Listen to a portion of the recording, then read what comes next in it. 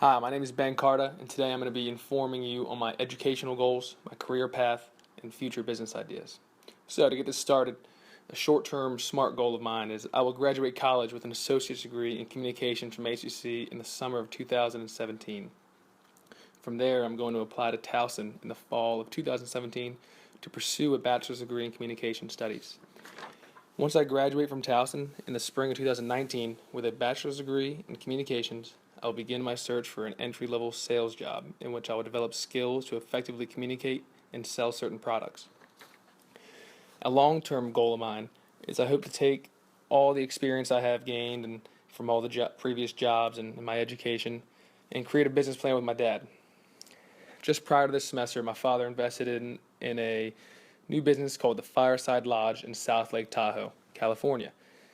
So basically, the Fireside Lodge is a bed and breakfast which has around 12 houses on the property, and it caters to all people. It ranges from the lake goers, people who want to spend time on the lake, to people who want to spend time on the mountain skiing in the wintertime. In 2 years, he'll be looking to invest in a new property, which I will have the opportunity to start. During this journey, I will face many obstacles, financial problems, and long hours, as described by Josh Massey, the professor and entrepreneur I chose to interview.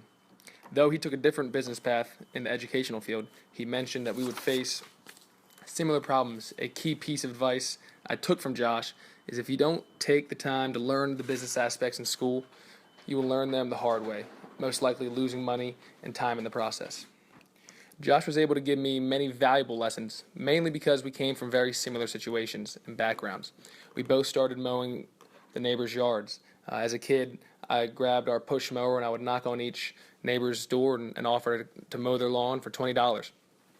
And that's really what started my entrepreneurial mindset. And we both share that aspect, and that's what drove us to really want to run our own business. This brings me to my second most important lesson I took from the interview is the 80-20 rule.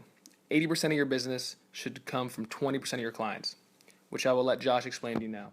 So the 80-20 rule is there are a lot of variations of it, but one big kind of prominent aspect of it is that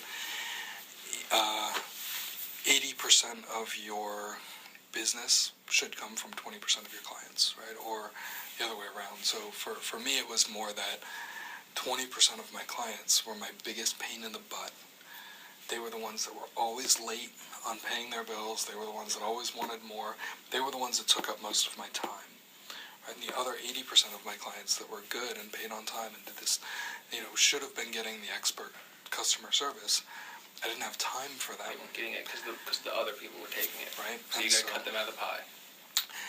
It was really, really hard for me to realize that I was the one that was in power, and that this, I think, was one of the first big breakthroughs that I had, was that I was the one that was in charge, that while technically they were clients of mine, I had the power, right? And so it took me a little while to figure that out, and I ended up firing them as clients, and it changed everything for me. And when I realized that I had control to say, this isn't a healthy relationship, this isn't good for both of us, it's not mutually beneficial, we need to part ways, things started to flow a little bit better, and I started then taking some classes in business and kind of getting my education is the more traditional way, which has its benefits, right? Like if you try to get out there and do it on your own, you're going to learn the lessons, but you're going to learn the lessons the hard way. This rule is really important to me because I have a tendency to put my focus and attention on less important aspects of the job. If I can really learn to allocate, prioritize my time and focus, I'll be in a better position to succeed. After speaking with Josh, it really opened my eyes to the little things, such as knowing the basic fundamentals of business.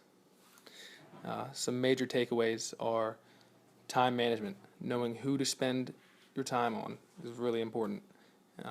Managing your assets properly. This is where people really get themselves into sticky situations. Motivating employees to do their best work. And more importantly, knowing my limits. Taking on too much work can bury you.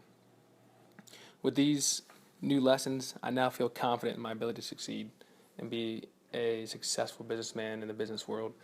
Thank you guys for listening. I hope you enjoyed.